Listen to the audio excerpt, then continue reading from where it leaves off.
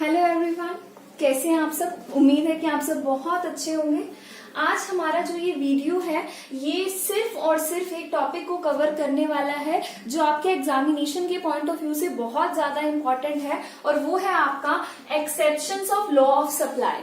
अगर आप ये सोच रही हैं कि मैं सीधा exception of law of supply पर कैसे पहुंच गई, तो जी इससे पहले लॉ ऑफ सप्लाई की वीडियो हमारे चैनल पर आ चुकी है, आप पहले उसे देखिए ताकि आप समझ पाएं कि एक्सेप्शंस का क्या मतलब होता है। जो ये आपका पर्टिकुलर क्वेश्चन है exceptions of law of supply का, इसका दूसरा नाम हो सकता है कि क्रिटिसाइज कीजिए, कि गलत ठहराइए, ये बताइए कहां कहां लॉ ऑफ सप्लाई आपका अप्लाई नहीं हो रहा। ये भी आपके क्वेश्चन आ सकता है। नेक्स्ट देखिए, condition when law of supply does not apply. तो ये कुछ 3 तरीके मैंने यहाँ लिखे हैं जिनसे आप समझ जाएंगे कि भाई ये आ रहा है तो आपको ये 4 पॉइंट अपने आंसर्स में लिखने हैं।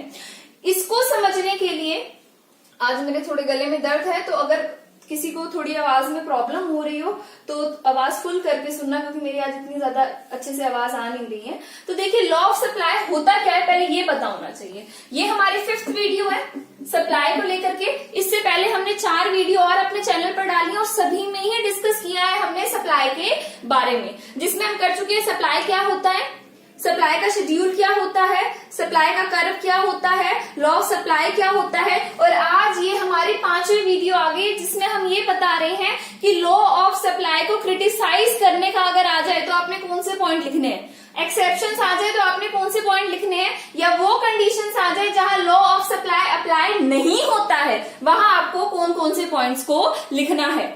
बेसिकली मैं एक छोटे से बिल्कुल नॉर्मली मैं आपको बता देती हूँ। ये अब आपका काम है कि आपने हैशटैग 4 में जाकर के ढूंढना है law of supply bye Tanya Kapil 4, इस नाम से होगा आपका, और आपको इसको ढूंढना है और इसको पढ़ना है।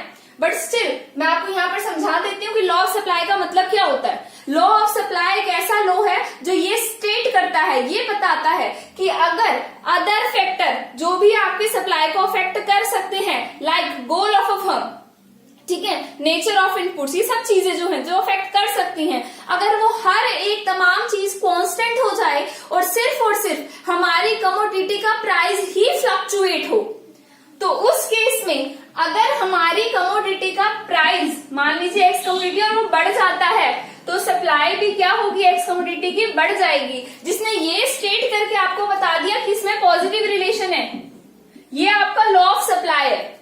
आज हम वो केसेस कर रहे हैं जहां एक्सेप्शंस बता रहा है, वो जहां वो ये बता रहा है कि ये जो आपकी स्टेटमेंट आई है ना, ये जो आपका रिलेशन आया पॉजिटिव वाला, जहां ये अप्लाई ना होता हो, जहां पर इन दोनों में पॉजिटिव रिलेशन ना दिखता हो, जहां लॉ ऑफ सप्लाई गलत प्रूव होती हो, उन पॉइंट्स को आपने आज यहाँ पर डिस्कस करना है। तो आप समझ पा रहे हैं, एक बार आप ये चीज पहले क्लियर कर लीजिए शुरू करने से पहले इन पॉइंट्स को कि पढ़ना क्या है।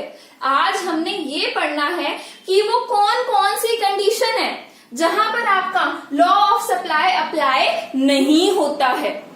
ओके, तो अब हम देख रहे हैं इसमें पहला पॉइंट। मुझे लग रहा है कि आपको समझ आ चुका होगा कि हम पढ़ना क्या चाहते हैं। हम ये पढ़ना चाहते हैं कि कहां पर लॉ ऑफ सप्लाई अप्लाई नहीं हो रहा है, हमने उसको क्या करना है, क्रिटिसाइज करना है कि भाई इन जगह पर तो ये लगा ही नहीं रिलेशन। हमने उसकी कंडीशंस वो बतानी है जहां आपका प्राइस और सप्लाई के बीच में पॉजिटिव रिलेशन ना दिखता हो। समझ आ गई आपको बात। तो अब हम सबसे पहले करेंगे फर्स्ट पॉइंट को। जो हमारा फर्स्ट पॉइंट है वो क्या एक्सप्लेन करता है, क्या है उसका नाम, फ्यूचर एक्सपेक्टेशन। फ्यूचर एक्सपेक्टेशन को हमेशा याद रखना, ये एक्सपेक्टेशन है नियर फ्यूचर की, बिल्कुल थोड़े समय के अंदर ही। अगर मुझे कोई एक्सपेक्टेशन है प्राइस के चेंज होने की कुछ समय बाद की, उसको यहाँ कंसीडर नहीं किया गया। यहाँ सिर्फ उन एक्सपेक्टेशंस को कंसीडर किया गया जो फ्यूचर में तो है बट वो नियर फ्यूचर में है। तो यहाँ वो क्या कह रहे हैं, ये लॉ तब अप्लाई नहीं होता जब हमारे सप्लायर को ये लगता है कि नियर फ्यूचर में प्राइस घटने या नियर फ्यूचर में प्राइस बढ़ने वाले हैं, यानी कि नियर फ्यूचर में प्राइस के अंदर चेंज आने वाला है।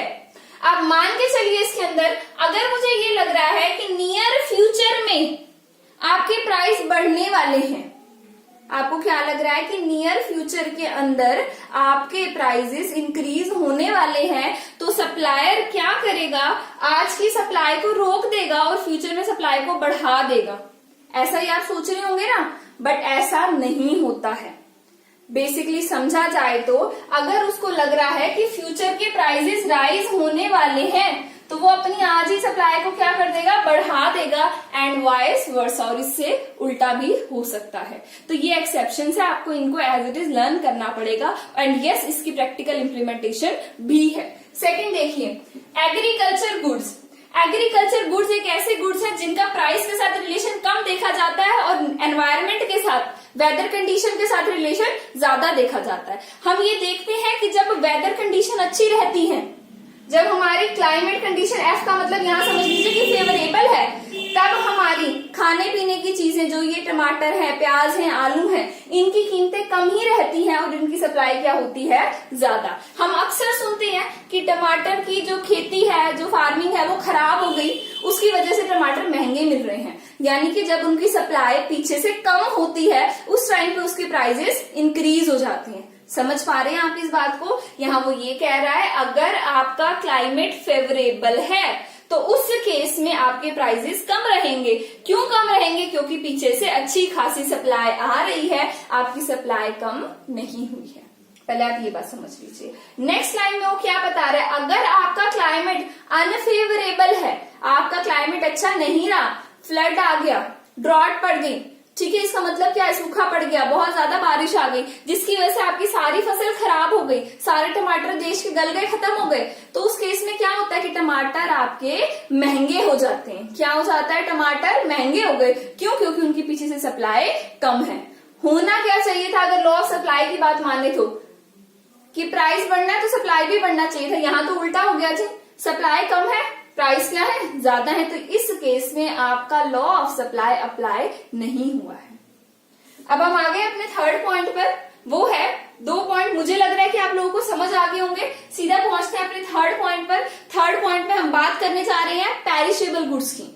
पेरिशेबल गुड्स सिंपल लैंग्वेज में बोला जाए, ऐसे गुड्स जो बहुत जल्दी, जिनकी लाइफ बहुत कम है, बहुत जल्दी आपके खराब हो जाएंगे। अब सप्लायर के सिर के ऊपर एक डंडा होता है, अगर उसने बना लिया तो उसको बेचना पड़ेगा, बेचेगा नहीं, अपने पास रखेगा तो खराब जाएगा। तो इस केस के अंदर प्राइसेस को घटने पर भी सप्लाई को ज्यादा रखा जा सकता है। हम देखते हैं ना कि मान लीजिए कि किसी का डेयरी का बिजनेस है, ठीक है, दूध बेचता है वो, अगर आज उसकी नॉर्मल जो सेल है वो 10 किलो है, आज उसके पास 15 किलो दूध आ गया, तो अब वो दूध का क्या करे, खराब तो होने देगा नहीं, कुछ तो मिले उसके बदले, तो अपने दूध की कीमत को कम कर देगा ताकि उसका सारा का सारा निकल जाए। तो आपने सप्लाई के पॉइंट ऑफ व्यू से देखिए कि आपकी सप्लाई ज्यादा थी और प्राइस आपका कम था, जो कि आपका लॉ ऑफ सप्लाई तो कहता है कि ऐसा हो ही नहीं सकता। इट मींस जो आपके पेरिशेबल गुड्स हैं उनके ऊपर लॉ ऑफ सप्लाई अप्लाई नहीं होता है। कोई भी ऐसी चीज जिनका नेचर कैसा है, ड्यू टू नेचर मैंने लिखा है क्योंकि उस चीज का नेचर कैसा है कि वो जल्दी खराब हो जाएगी, इस नेचर की है। तो इस तरीके के जो पेरिशेबल गुड्स है कह लेने, या ऐसे गुड्स कह लीजिए जो बाय नेचर ऐसे हैं कि जल्दी ही खराब हो जाएंगे, उनका supplier ready to sell more at low price, supplier तैयार हो जाता है ज्यादा बेचने के लिए कम कीमत पर भी, क्योंकि उसने खराब नहीं होने देना है उन्हें। ठीक है, next coming to the point number 4। Point number 4 क्या कह रहे हैं? Rare goods. रेयर गुड्स का मतलब उन गुड्स से है जो बहुत लिमिटेड है, बहुत ज्यादा आपके रेयर हैं। रेयर गुड्स जैसे कि आप मान लीजिए जिस बैट से क्रिकेट खेल करके किसी प्लेयर ने क्रिकेट खेला और उसने जो वो अपना लास्ट रन बनाया उससे वो हम वर्ल्ड कप जीत गए मान लीजिए, तो वो जो वो बैट है वो एक रेयर चीज है, उसके प्राइसेस बढ़ रहे हैं पर आप सप्लाई तो नहीं बढ़ा सकते। आप सप्लाई कैसे बढ़ा देंगे? सप्लाई बढ़ाना उस केस में आपके लिए पॉसिबल नहीं है। तो इस तरीके की चीजों के अंदर आपका लॉ ऑफ सप्लाई अप्लाई नहीं हो रहा है, क्योंकि आइटम रेयर नेचर के आप और कहां से लाएंगे, और अगर और आ गई तो फिर वो रेयर नेचर की कहाँ रही। रेयर का मतलब तो यही है ना कि वो बिल्कुल ही एक अलग तरीके की चीज होनी चाहिए। जैसे मान लीजिए कि मैंने कहीं से मतलब मान लीजिए किसी ने सर्च किया और उसने कहीं से खोद करके जमीन में से कहीं से उसने मान लीजिए एक ऐसा डायमंड निकाल लिया जिसके अंदर मान लीजिए लाइट जल रही है, कुछ भी चीज आप मान लीजिए ना, कुछ भी हो सकता है, तो उस चीज वो चीज रेयर है, उसकी सप्लाई नहीं बढ़ेगी, कीमत उसकी बहुत बढ़ेगी।